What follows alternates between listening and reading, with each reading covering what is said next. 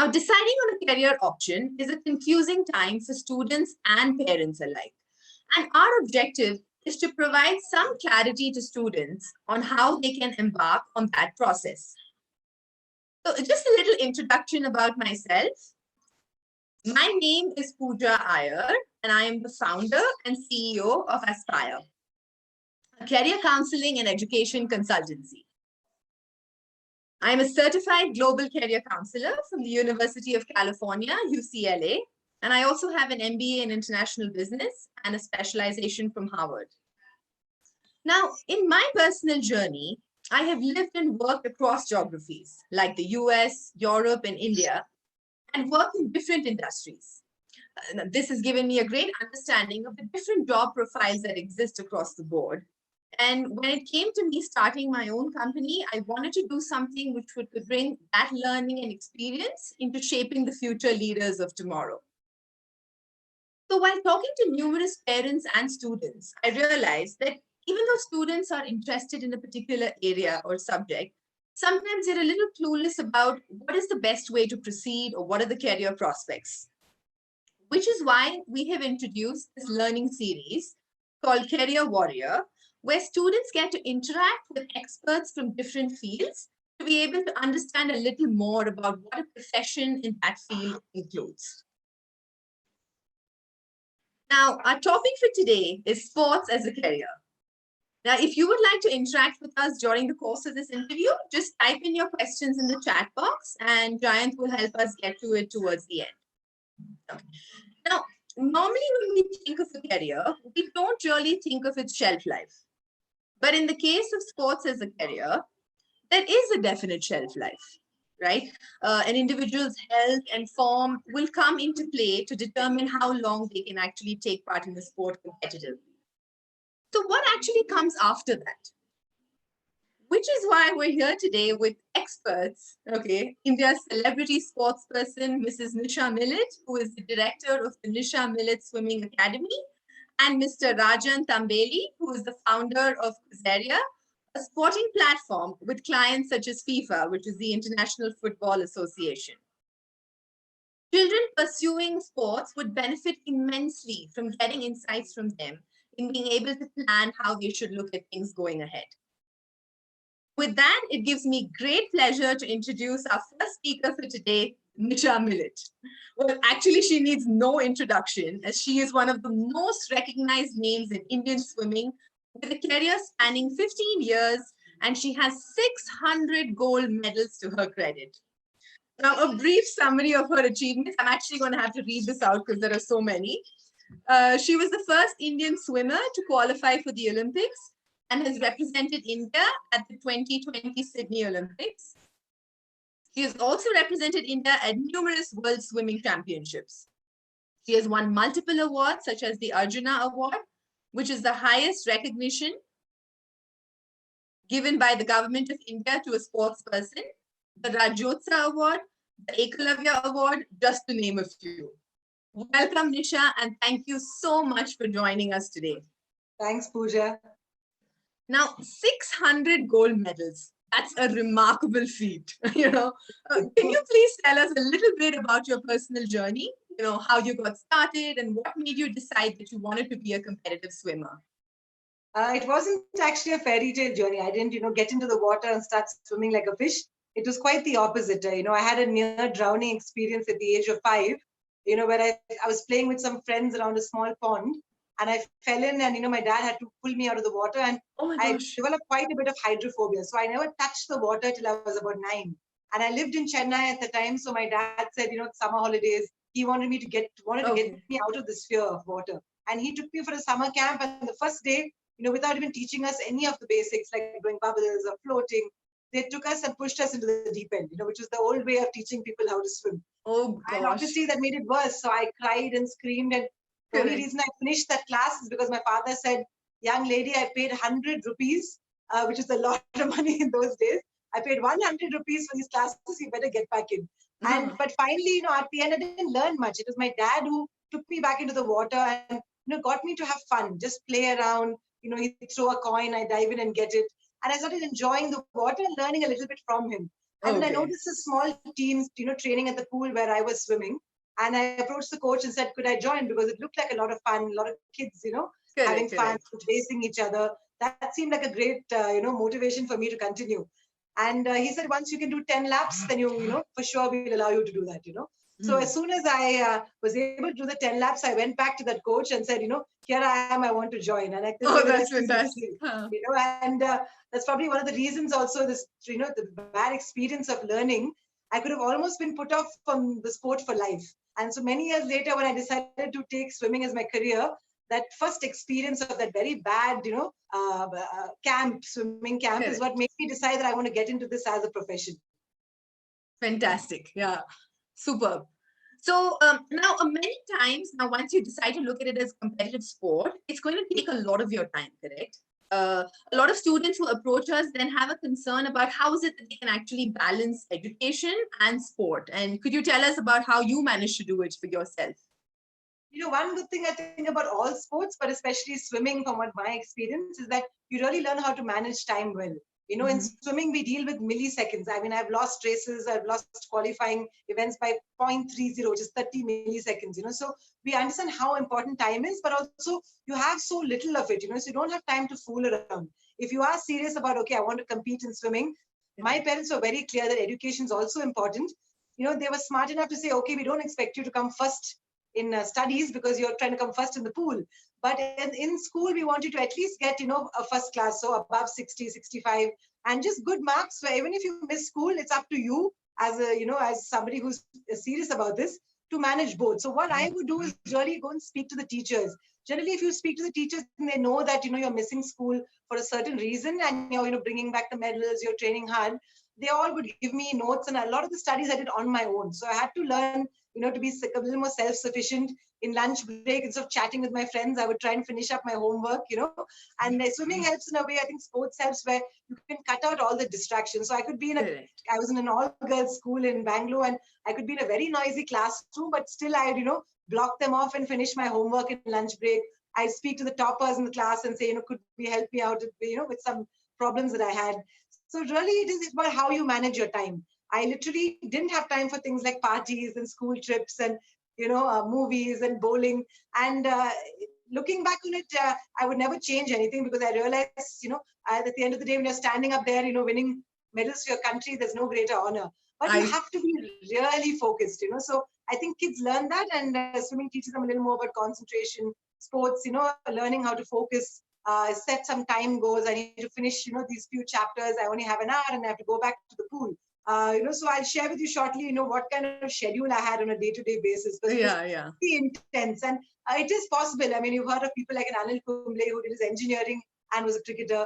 A friend of mine did his medicine and also managed to win medals for India in swimming. So it is possible. That's remarkable. So you're saying the lessons that you learned in swimming in terms of time management, concentration, also helped you then find a strike a balance between education and sport then in that sense. Definitely, even for my 10th standard board exams, which everyone freaks out about, I said, what would make me perform well? And what I could think was, my God, if I don't swim in the morning before my exam, it'll be very weird. Like I'm so used to doing 2 sessions a day. So I would wake up, go for my swim session, then go straight to my exam hall. And I found that a lot of my friends, who study the whole night till 3, 4 a.m., they are exhausted, nervous, cranky. Here I've had a lovely swim, so I'm feeling great. I'm very calm. I'm really relaxed, and that helped me perform well. And that helped you. Yeah, so sports does help you in so many ways. It gives you a lot of. We all discipline. I think sports give you that discipline. So if I sit down to work, nobody will distract me. And we didn't have phones in those days, which made things a lot easier. So no phones. So that brings me to the next question. What did your schedule actually look like? I mean, you kind of competed at at multiple levels. So what was the kind of dedication that's required for someone who wants to become a sports person?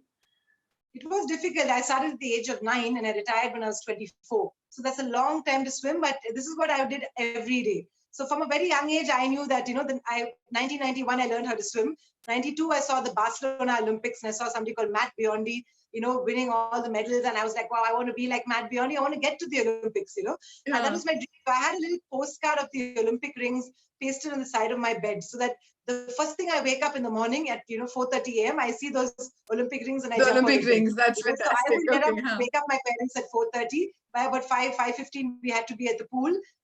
We'd stretch, get into the pool. We'd swim close to 8 kilometers in the morning, which is quite tiring early morning, and Wow. quickly have a bit of idli sambar or some sandwiches on the way to school in the morning, and sit through a whole day of school. Like I said, finish my homework in lunch break. Straight after school, go back, have a quick snack, back to the pool again in the evening. So we swam 6 days a week, 2 sessions a day. My evening session would also be about 2.5 hours, another 7 to 8 kilometers. And by the time I get back home, it's 8 o'clock, eat, watch a little bit of TV while I'm eating and go to sleep, And on a Sunday, Wow. when Sounds one day exhausting just listening to it. Yeah. it's insane. So now thinking about it, I'm like, wow, I was really disciplined. But in those days, it was that was the only way we know. So it's good when kids get into sports at a very young age, Young So age, what happens is absolutely. they get used to it. That was the only life I knew, and also I knew why I was doing it. Like a friend of mine, Aparna Popat, who is one of India's top badminton players, she says that we shouldn't call it a sacrifice because it's something that we want. So we're not giving up on anything. We're choosing that this is what I want to do to get to my goal. So I would do that, and on a Sunday when I would get that time to relax, I just wanted to chill out, eat a little bit of junk food. I'd meet up with one or two friends, but there was only that much of time. So it was a very structured life. And because I think we had such little time, like, I'd say I'd study a bit on the week, on the weekends, whenever I could.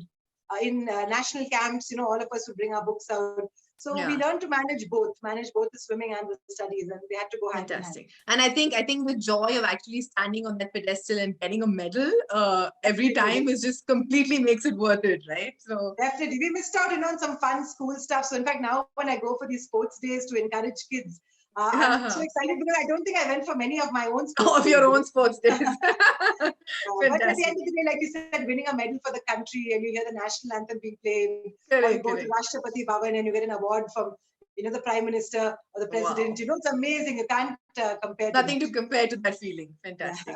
So till when did you actively compete? Like until what age? And then so I started by the time I was 10 itself. My dad said, stop looking at other kids and stop worrying about, is this girl older than me? Am I swimming against a boy in practice? He said, just aim to be faster than everybody else, which turned out to be really great advice because I'm very competitive, as a person. So I would just look at the person next to me, like, I have to race them. Okay, now I race the person. So I didn't worry about age. So from a very young age, I started, swimming with the seniors. I was only about 10, 11.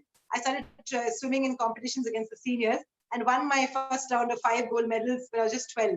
So that kind of, really gave me a lot of confidence. And I think I started wanting to be in leadership positions more, So I would push myself to work harder, to lead the lane because we all swim one after the other in the pool, and that kind of gave me that little edge. I didn't worry about, I did a lot of mental strength training, which is, we would do physical training, of course, you'd swim in the pool. But I realized very, early on that you have to be mentally strong. So I worked on that regularly. And later on, when I went into college as well, I took up psychology because I felt that would be a good, add-on to my arsenal to as an athlete. Yeah. This is really inspiring, Nisha, because you know what? I also know of a lot of students who kind of opt for then the NIOS, which is the open schooling system, because they're saying it's difficult. So you managed to still go through the regular education system and you managed to make time for the activities also. Fantastic. Yes, I think you have to really, also speak to the schools and colleges because some of them are more sympathetic to athletes, and they realize, okay, if you can show a letter saying that I have gone for a national camp, they'll give you that attendance, break. So I went to Australia in the middle of one of my years, and that college is very accepting because they knew I was doing something and I was trying to qualify for the Olympics. But if you're in a school that doesn't allow that, then yes, you could look at, an open university doing something. But getting your degree, I think, is very, very important because you need that to fall back on or even to enhance your own skills, Like even now, I feel like I really need to do an MBA at some point because I run my own business. And hopefully that's something I can do. And I can do, an online course and try and juggle everything. But it does help, all those extra experiences do help. Super. And then how did you finally kind of decide to transition into, becoming a coach and starting your own training academy? So yeah, so I trained, I got to my goal, which is the 2000 Olympics, and my parents put in a lot of effort and money. They sold our house in Chennai and put almost close to 90 lakhs into my training, me and my sister, who was also a good swimmer. And, I really felt like, okay, I need to get there. So when I got to the 2000 Olympics, great. I tried for the second Olympics in 2004 and narrowly missed out. And that's when I realized it was taking a big financial toll on them, So I decided, what can I do to kind of ease their burden? And that's when I decided, what am I passionate about? And it was definitely teaching, not even coaching. There's a difference. Coaching is for the competitive athletes who are training people like me, but we have a couple of good coaches. I felt what was lacking is the grassroots level, the fact that, people like me could have been put off from sports. Like, sports became such an integral part of my life. I could have gotten put off by this one bad experience. So I said, let me start my own academy and try and teach Bangaloreans at least a different way of teaching, because kids are so smart, or even adults. It's just if you explain things to them in a nice way and get them to love the water, the actual swimming part is much easier. So that's, and sometimes when you're younger, if a swimming instructor is not, nice, or if you don't take to them, then many kids get put off because of that also, So exactly, yeah. And I found that there is a bit of a gap in the market, because you couldn't find one or two academies that specialized in this. They try to do everything, So correct. That's when, and in the early 2004, I retired. I decided, this is too much financially for my parents. And I decided to do it on my own. So this is me running around to different apartments, pools, but we didn't have heated pools in those days. And, so what happens in winter, there would not be very much in terms of earnings. But I just stuck to my guns. I felt like I'm passionate about this, and now things have come, this industry of sports has grown so much, so to even the parents out there who are listening, don't force your kids if they don't want to do it. Don't force them for those regular traditional careers like doctor or engineer, or even if they're a doctor, think about becoming a sports doctor, because sports is really the fastest growing field, health and fitness. I have friends who are sports psychologists, they're into sports marketing, some of them are sports physios. And, it's great because it's not just the competitive athletes who come to you, it's also the amateur athletes. And for me, I've taught kids who are 1 year old, that's the youngest that we teach, parent toddler classes. And my oldest swimmer is an 84-year-old, So it's amazing the kind of impact, the kind of, last year alone, my academy taught close to 6,000 people in Bangalore. So it's great because you're teaching people, they're having a good time. And now we have a big team. Started off just being me. My family would come and try to help me. And it was tough the first 5 to 6 years, trying to make ends meet. And people would say, why don't you go and do a stable banking job? I'm sure as an athlete, they'll give you some sports quota. But I said, no, I want to make my own mark. And I couldn't envision myself sitting behind a desk, So, it's been so many years later, and you won't believe my friends who meet me now, they said, wow, you're living the dream life. All my swimming friends especially, they're like, you still smell of chlorine. Your work clothes are still a swimsuit or track pants, and you never look like you're bored. I said, yeah, because every day you have new challenges. Like one day it'll rain, the next day one of the kids will try, the next day, you have something achievement. So teaching really gives you so much. So I've never ever regretted going into this. And now I even train other swim teachers all over the country and try and get them to the level where they're able to impart some quality teaching as well. That's fantastic. So your advice to students would basically be that if you are interested in sports, go ahead and follow that dream, right? Because I think a lot of times parents are hesitating, looking at more stable careers, if you could call it that, or more traditional careers, because there's a certain assurance of a paycheck at the end of the day if you're looking at it that way. But it is possible. So like you said, a sports therapist, a sports marketing, sports psychologist. There's so much, and parents nowadays are willing to spend to make sure that their kids get the best, so they want that entire support system. So in every aspect, sports has really taken off. People have understood that you need specialists. So to all the parents out there, don't be afraid. In fact, there's a very famous, one of the biggest scholarships called the Rhodes Scholarship. Where you get a full scholarship to Oxford. And one of the criteria for that is not your studies. You need to have good marks, yes, but the main criteria is the fact that you need to have very good extracurricular, achievements. And we've had hundreds of athletes and, of course, swimmers. I can think of about at least 25 who've gotten this scholarship, the Rhodes Scholarship, gone on to Oxford, opened up their own companies, and they live all over in the world or even in India, come back to India to help out, and give back to the country. So don't look at it as, sports is going to take away from their career. First of all, it teaches a lot of good life skills. And post that as well, I have people now who are lawyers, engineers, they actually do their day job, and on the weekends they come teach with us. And some have actually quit their jobs, and said, my passion is in, teaching kids. And they've quit their jobs and come and actually doing that, They might initially earn a little less, but they're more worried about, okay, I want to have that satisfaction. I can, one day start my own academy. So I see this now, these academies blossoming all over the country, not just in swimming, but all sports. All sports, correct. Yeah, there's golf, there's cricket, there are a whole bunch of academies that are now running. Fantastic. So who are some of your, I mean, what inspires you, Nisha? Who are some people you look up to, either athletes or otherwise? I would say my biggest inspiration, I always like to tell Indian kids that you should look at Indian athletes. Of course, we have Athletes. international athletes, like you had a Michael Phelps. Like I talked about how I used to train 6 days a week. Well, he used to train 7 days a week. And that's why he won, 23 gold medals at the Olympics. But in India, somebody I look up to is Leander Paes. He's, 18-time Grand Slam winner. He's a, bronze medal at the Olympics, and he's going to try out for his 8th Olympics at Tokyo. So this is somebody who shows you the idea of the meaning of persistence, keeping it going, where sports became his profession. And it was tough. His father at one point was almost a crore, 1 crore in debt, and just then Leander's career took off. So yes, it does fall on the onus falls on the parents to do what they can initially, but even the athletes nowadays are becoming a lot more savvy.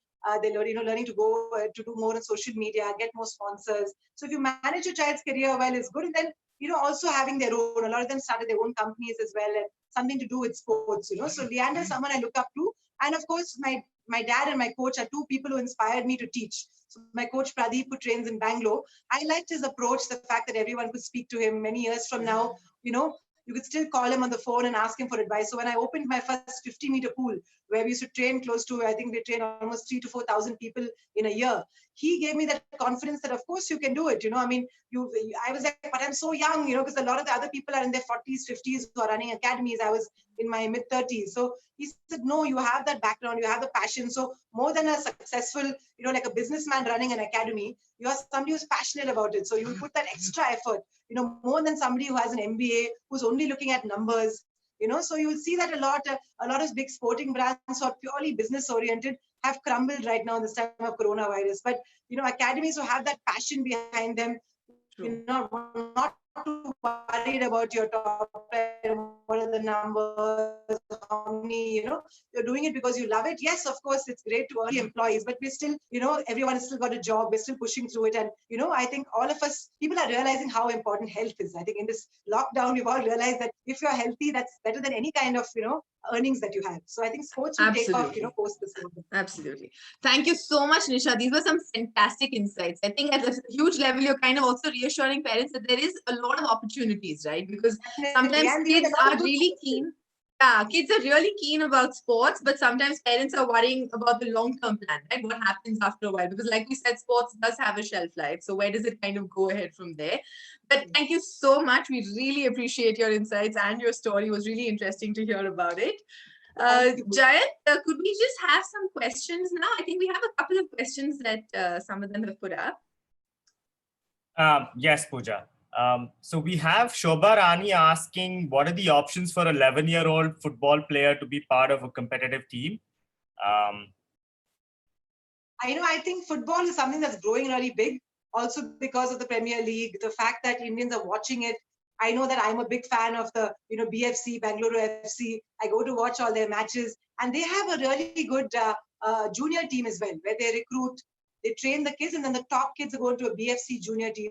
So surely wherever you are in this country, but Bangalore especially, but all over, I think football, the great thing is the facilities are available in most cities, and you're able to play it. So I would say get the proper coaching at this age, because 11 is the time where you need to start getting serious about your sport. If your child is good, they need to start taking it professionally. Till then, you can experiment, try 1 or 2 sports, see which they're excelling at. My kids are 6, they're in some 3 sports already. But when they get to closer to 10, 11, that's when I'm going to see what are they excited about, what do they want to go. So if your kid is showing you that interest, you need to put, a lot of money, effort initially into it, get the proper experts on board. There's a lot that they can do. Funding is very, very low at this point.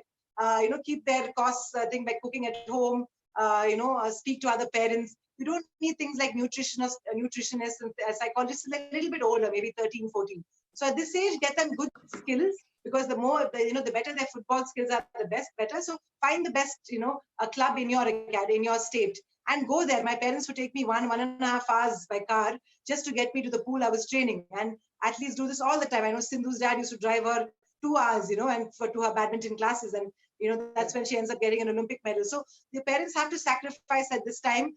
Kids will have to sleep in the car sometimes, things like that. But get the best kind of training at this age. And if you have anybody in the sport that always speak to experts who can guide you well. Yeah, Great. thank you, Nisha, for that Thank you. lovely insight. Sorry, Pooja would like to go ahead. Sorry, go ahead, Jan. Go ahead. Yeah. So I think we have another question, but this is related to racing. I don't know if you can show some insights on that. Neeraj Ram wants to know, he loves racing on tracks, and he's gone through beginning classes for that at Kari Motor Speedway, and his dream is to represent India. Is there opportunities there? Would you be able to answer that, Nisha? Of course, definitely. I mean, I know a lot of people, right, from a Karun Chandok, and all of them started off, from a young age being involved, very passionate. There are so many of these grids that you can go-karting initially, and then you move up slowly, and then slowly, if your dream is to get to the F1, surely you can do that. It's very, very expensive. Obviously, you need sponsors. But at the same time, yeah, Rajan is shaking his head, yes. So it is very, very expensive. Yes, there's a lot of money that goes into it. You will have to, like I said, if you're a student, maybe they give you some student discounts. See whatever you can do. As you move up the scale, there are different, professional groups. I know with Olympic sports, you have Olympic Gold Quest, you have GSW. A lot of people who put in money, and in the Olympic sports, you also have the Khelo India Games that now starts even at the school level where they give you some funding. So I think it's something like racing. It's more about trying to get the eyeballs, win some trophies, and then maybe approaching one or two sponsors. And you will need that funding because something like racing or golf are the very expensive sports. I mean, even in swimming, we do have a lot of costs, but you're able to manage them up to like an international level. But don't give up on whatever you feel you're passionate about. Indians literally have been there, done that in more sports now. You have so many icons that you can look up to. Fantastic, Nisha. Thank you so very much for your valuable insights. I think it's been a great takeaway for our students. And we really appreciate your time, and thank you for joining us today. Thanks a lot. Yeah. Now, so like Nisha was saying, there are a huge number of options that students have for sports as a career, right? You can look at becoming a coach. You can look at setting up your own training academy. Of course, as an athlete, once you finish your competitive, sports. And then you can also look at sports psychologist, sports nutritionist, legal, and even look at sports management. So, which brings us to the next part of our session today. To tell us more about sports management, we would like to invite our next speaker, Mr. Rajan Tambehalli. Now, in his previous roles, Rajan has been the head of sponsorship and publicity for Cricket Switzerland. He has been part of IMG London, which specializes in sports marketing, sports events, sports training, league development, media and licensing for brands. And he's currently the founder of Quizeria. Welcome, Rajan, and thank you so much for joining us on our show today. Thank you. Great. Good now, an interesting fact is Rajan is an engineer himself. So we're just going to start off over there. So Rajan, can you just tell us a little bit about your personal journey? How did you go from engineering to sports management?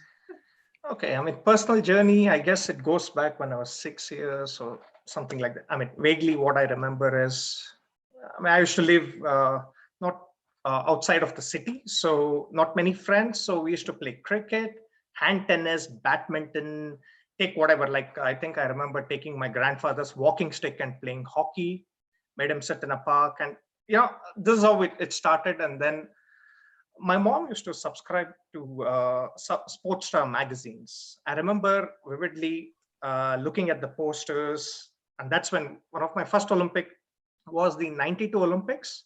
I guess watching the opening ceremony, kind of like, wow, it's something I wish I could, but then continued excelling in the non-consequential games, but then it didn't matter. Whatever you did well, but then, okay, next day, studies, school, everything. And then it got to a point where I was just consuming sports, you played, but then it was inconsequential. And then I remember a lot of clippings by that age. I think Nisha's smiling pic at the back of Deccan Herald from Baswangudi Aquatic Center. I don't know, I kind of remember coming like, okay, wow, okay. Like many of them, used to do pretty well. But then let's put it this way, sports is not for everyone. I guess my dad also played a bit of sports. My mom did till about university level. They said, if you're interested, go ahead with it. Otherwise, there is always studies, which I used to excel pretty well. So I continued with the studies while I was consuming sports.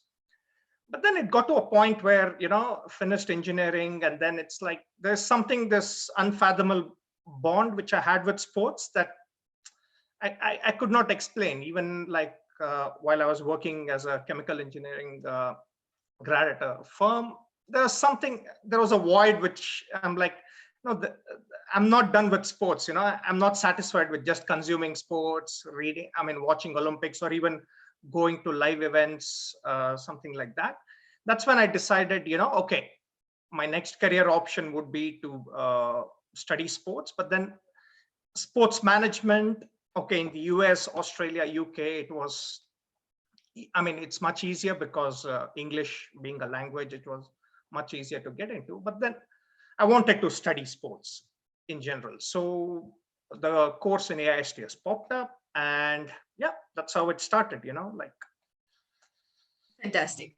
So, so you chose this particular program in Switzerland where you did your master's in sports management, correct? Yeah. Okay, fantastic. Now, can you tell us a little bit about the previous roles that you've been in? Now, from looking at your profile, we know you've been in sporting events, you've associated with sporting federations. So, just a little bit about different roles that exist across the spectrum in sports management. Okay, so one of the key areas which goes back to selecting the course which I did in Switzerland was that I was given topics like sports technology, sports management, sports sociology, sports medicine, and sports law, which in effect being a Swiss law, but then most of the federations, international federations, are based off Switzerland. So Swiss law and Court of Arbitration of Sport, WADA, everything being in Switzerland. So I thought, for me, purely from a study perspective is what I looked at AISTS and I joined the course, and I wasn't disappointed personally because I didn't think, what will I do after 1 year of I personally didn't go, oh, I need to go earn, it's like all my parents did was, we're going to get you a bank loan. It's up to you to clear it up, but then we're not going to say anything, just go ahead. I know you love sports. So that's number one key thing, mentally, I was not, there was nothing to hold me back saying that, oh, if you don't get this. So there was a clear path in it. So having said that, so that's the first thing I would say is sort your initial study or degree, because when I got my first job, all they asked was, there was a project for Commonwealth Games for a Swiss firm. They asked me, are you an engineer? Yes. Do you speak the language they speak in Delhi? You mean Hindi? Yes, I do speak. And then you understand Switzerland to an extent? Yes, I said to an extent. Okay, good enough. We're going to hire you as a project manager for infrastructure projects for Commonwealth Games, for representing a Swiss firm. So that was kind of a first role. And in a way, I was excited coming back to India from Switzerland, working on that project. And it was also an eye-opener to me personally. A lot of things, infrastructure, different setup and things like that. I think I was like 25 years of age. It was for me more than reacting. I think I just absorbed what was happening, other things. And then later on, I said, I want to go ahead with different kind of sports roles, from sports infrastructure working with, and then the next opportunity after that I got was with sports events, and I worked with IPL, with IMG over there, and then moved on. So Rajan, when we had spoken earlier, you spoke about how sometimes you're traveling and you're on the road for about 2 months till the whole event cycle gets completed. Could you tell us a little bit, maybe take an example of one particular sporting event and maybe what your day looks like normally? What are the different things that come into it? What do you really need to do? Okay, so I'll give an example of IPL with a lot of Indian children would understand. So the daily life would look like, you get up, get into the venue, you coordinate with a lot of stakeholders, like say, for example, state association, and then you have a lot of bureaucracy involved, because cricket being really huge, everyone wants to be part of it for some reason. And everyone wants to be part of it. So you have a lot of stakeholders, and the daily job would be to actually coordinate and also handle a lot of politics that goes behind it, and work on what is most important is to deliver the platform where athletes can excel. So one of the things we have to understand being a sports management graduate is we are in the background, we ensure a platform is laid out for athletes to perform. And one of these roles, the daily role in IPL involved me to just coordinate with a lot of stakeholders. And there are different facets to it as well. Like you have sponsorship, a lot of sponsors who have paid in a lot of money. You negotiate with them as to what is their exposure and what is allowed, what is not. And then you have stadium safety in general, infrastructure experts, you talk to them, what is feasible, what is not. And then there is a medical team in place, because in case of any emergencies, we have seen athletes dying on field. You don't want that, but you need access to that. So a lot of these, in terms of sports operation aspects, coordination is one of the main things, and timing, because everything starts at a particular time. No one is going to wait anything. Broadcasters have paid a lot of money. So you got to talk with broadcasters as well, that how it's going to happen. So my role basically entails is to coordinate with different facets of sports. So the same discipline that Nisha was talking about applies to this Yes. also. It's required through all for the athletes, for the events. Yeah. Sports is all about Fantastic, timing, I would say. I think that's where the milliseconds count, right, Nisha, like you were saying. So I had another question that came up, Rajan. Now, for a student who's looking at maybe becoming a part of a federation, say like FIFA, for instance, and wants to look at managing a club, that's an inquiry that we got from one of our students. How would you advise them in terms of what is the process to go ahead to get to that point? I would say one of the key skills to look at it is, say, for example, start young, look yourself, get involved with the local club you're in. FIFA should be your ultimate step if that's what it is, the pinnacle of working in football. But I would say even when you're 11, 12, get involved with your local clubs, talk to them. What is it that they need? Do they need exposure? Do they need, some of these, facilities? Help them out, volunteer with them. If it gives a great experience as a starting point. And it is also a great learning tool, I would say, which no course material would teach you. Working with the grassroots at younger age, I would advise kids to actually, say in Bangalore, to look for a local club, get involved. That as being the first step. Then you will get the guidance to keep being involved with the same club or the sport until you sort out, I would say, your basic bachelor's degree. It could be any stream with the focus that you're going to look at ahead in working with the FIFA. So for FIFA, for example, you have a lot of football courses in the UK, Australia, and even in Switzerland, wherein you can join and later aspire to work with them. But then I would say the first step would be always to involve locally. That way you'll get to know actually what it is that you need, and that becomes a starting point for you to build your career. Great. Thank you so much. And what do you think would be the top skill sets that are required for someone to become a sports consultant? If we could put down a few skills that would be required, what would they be? I would say one of the first things is don't get overawed by the sports stars you meet. Just treat them as normal people, because that would help immensely to get things done. Having said that, apart from all those things, I think sports consulting is like any other consulting. I would say, like project management, you have your processes, you have some systems in place, you got to follow them. But at the same time, one thing that drives me personally is that I love sports.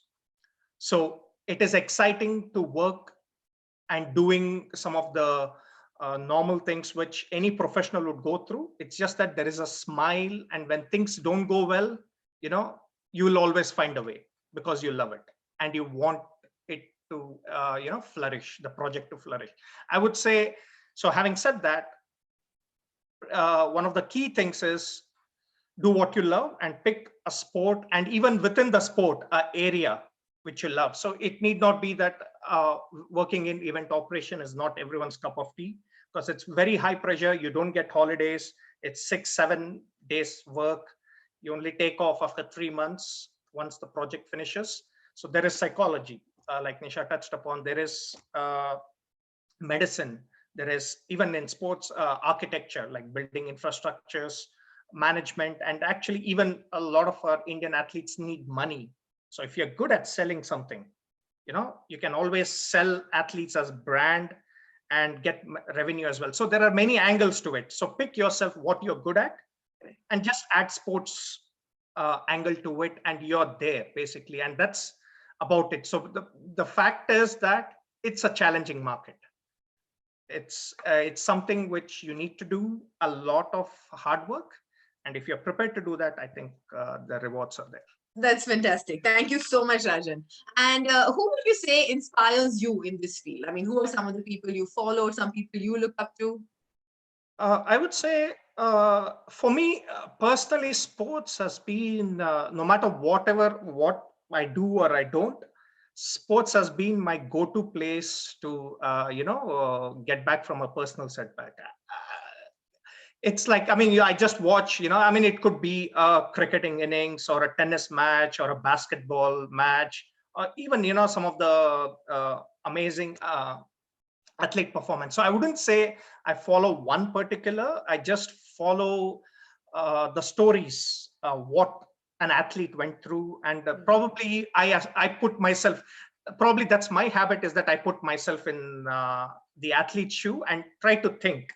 And then probably at the end of it, I feel, okay, this is nothing, and what they're going through, this is nothing. And that's sort of, I feel, comes through. But having said that, for youngsters, I would say, read. I would say, I think we are losing this habit of reading in today's times, where we love consuming, headlines or tweets. I would say, read about it. Read about history of the sports, the struggles, and what happened. And like also Nisha touched upon. Yeah, I think sometimes we're only looking at the final product, right? We're only looking at Nisha on the stand getting that gold medal, but we're not looking at all the hours. Like you said, Exactly. Nisha, sleep in the car, drive 2 hours, get to your practice sessions every single day, right? So very. I mean, it's more like, I mean, once you read such insights of an athlete, half of them will decide, no, this is not my cup of tea. And half of them will say, oh, yes, I can succeed by following these things. So, there are, and earlier you get to know about this, it's better, I would say. So I would say read, get to know a lot of these things. And this is the right age, school, college, early college is the right age where you absorb a lot of things and it stays with you. And I would say, in today's times, I guess the parents are much more encouraging. I would say, if a kid says, I would like to learn this, they wouldn't ask hundreds of questions. They would ask probably 1 or 2, and okay, you get your way.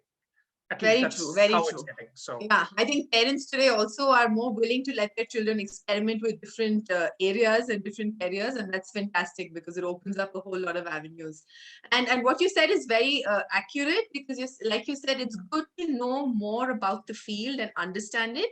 And so we are career counselors and we work with a lot of students, and whatever profession a student is interested or coming into, we try to provide them with ample information on that space, right? Because only when you know, okay, these are the trials, the tribulations, the hardships, or the successes that come out of a space like this, or even a day in the life, like you both of you all shared with us, of what it takes to really succeed in that profession. And they really feel, okay, this is something that's going to drive me, excite me, and make me want to do it, or not, right? In both ways, yeah. So thank you so much, Rajan, for some fantastic insights. I think it's given us a great perspective of what it really takes to be in sports management and how people need to look at it, or mentally, equip themselves with the right tools, so to speak. Jayant, could I request you to look at some questions from our audience now? Yeah, thank you, Pooja. So we have a few questions for Rajan. I think a lot of them revolves around sponsorship. So we have one question from Shobha Rani, who says she wants to know what are the sponsorship opportunities exist for youth football.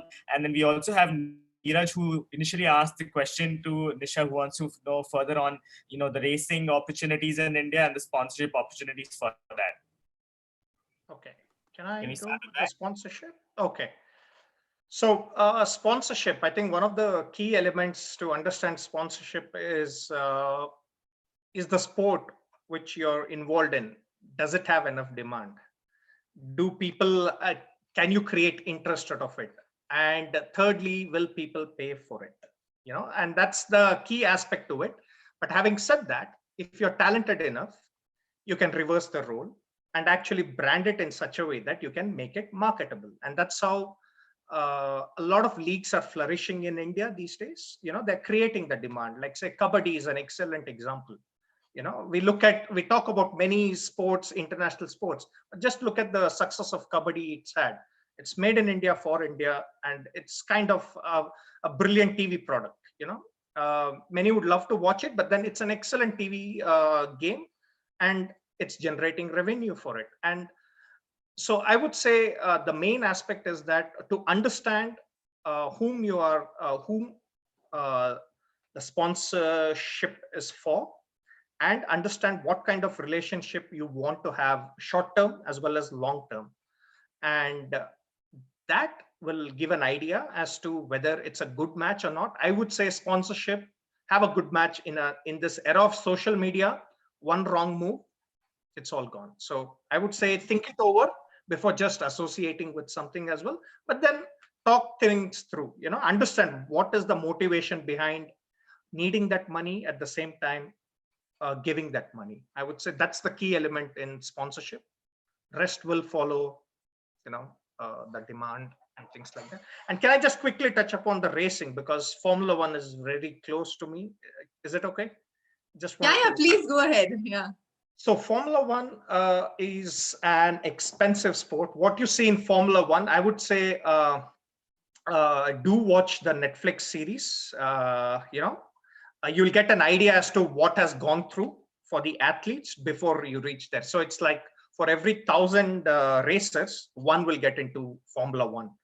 Or maybe, in Europe and America, in a way, it's much easier. 1,000 looks a feasible number, but multiply by 100 or 1,000 in India, and that's where it is. And it's an expensive sport mainly because of the infrastructure it involves. So you need karting, if you have a good karting facilities, and then into junior racing, and then semi-pro, and then pro racing. And then until you get into Formula One, you have to pay. Only in Formula One, they pay you back in a way, yeah. And even in Formula One, sometimes you have to get the sponsors to get the seat. So that's just a short nutshell. But having said that, nothing is impossible. If that's what we would think, you never know, you could be the next big star, and we would love to have you, driving for Ferrari, Mercedes, or McLaren, or have, any of those things. Awesome. Thank you so much. Jayant, is there something else that we can? Yes, so we have some interesting questions. So we have Kalyani Dinesh, who wants to know what are the bachelor degree options that are available after 12th in India to pursue your career in sports. And similarly, Sumukh Prasad wants to know what's the scope of sports management in India or other cricket playing nations? Okay, Jayant, I'm just going to split that into two questions. I'll take Kalyani's question. So, Kalyani, if you're looking at bachelor degrees options after the 12th, there are various bachelors. And if you look at bachelors in physical education or bachelors in physical education and sports, okay, that's purely related to physical education. That being said, as we heard in our discussion, both with Nisha and with Rajan, you could also have a graduate degree in any profile, right? It could be psychology, it could be medicine, it could be engineering, it could be nutrition, and then go on to then in your master's bring in the more of a flavor of a sports specialization, and then look at that line also. Okay. With regards to Sumukh's question about the scope of sports management in India, I'll leave that to Rajan to answer. I would say when I left India, that was like 2008, and compared to now, it's a lot has changed. A lot has changed, and we have had events coming to India earlier. We used to just have cricket and occasionally hockey, and now you have you had under 17 football coming in to India, and a lot of these international events, like being in Switzerland, I keep hearing that a lot of them want to work in India as a long-term strategy, mainly because of the passion and intent involved. So I would say basically anyone in India, they're actually in the best place. It's just that you have to be prepared to, that initial hurdles you're going to have.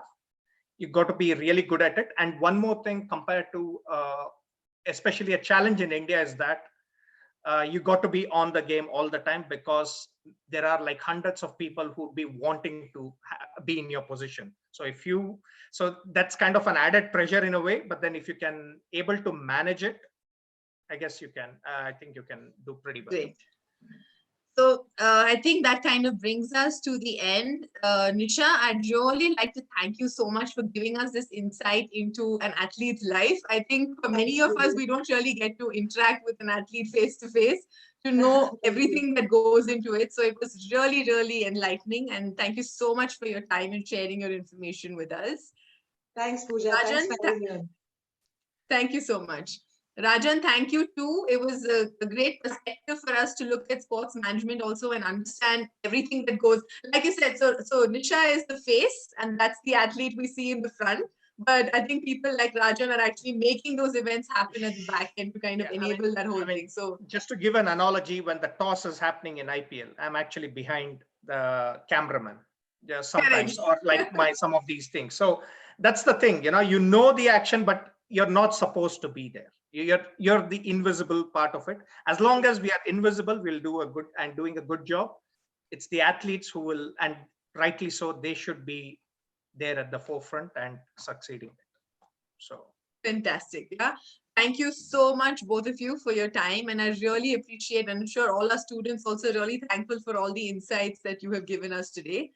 And just to quickly reiterate, so like I was saying, at Aspire, we try to help students get additional information, right? Rajan was talking about how you need to know more about what is involved in it before you can take a call on if this is something if you want to pursue or not. So if any of you students are at crossroads and trying to determine, is this the right way ahead? Is this what I should be doing? Do feel free to reach out to us. Our website is www.aspire.co.in. Giant, could I request you to add our contact details into the chat box? Yeah. And coming up next week, for those of you all who have a slight inclination towards becoming a YouTuber or want to know how it's done, I think, like you were saying, Rajan, if you want to get sponsorships for yourself, you're going to have to market yourself on digital media now. So something like YouTube is also going to be a powerful tool to kind of create that digital image about yourself. So if any of you guys would like to know more about being a YouTuber, do join in our session next week where we're going to be talking to an expert YouTuber. So do subscribe to our channel, because we have interviews with professionals from multiple fields coming up week on week, and this way you'll be notified of the same. So thank you so much, everyone, for joining us again today.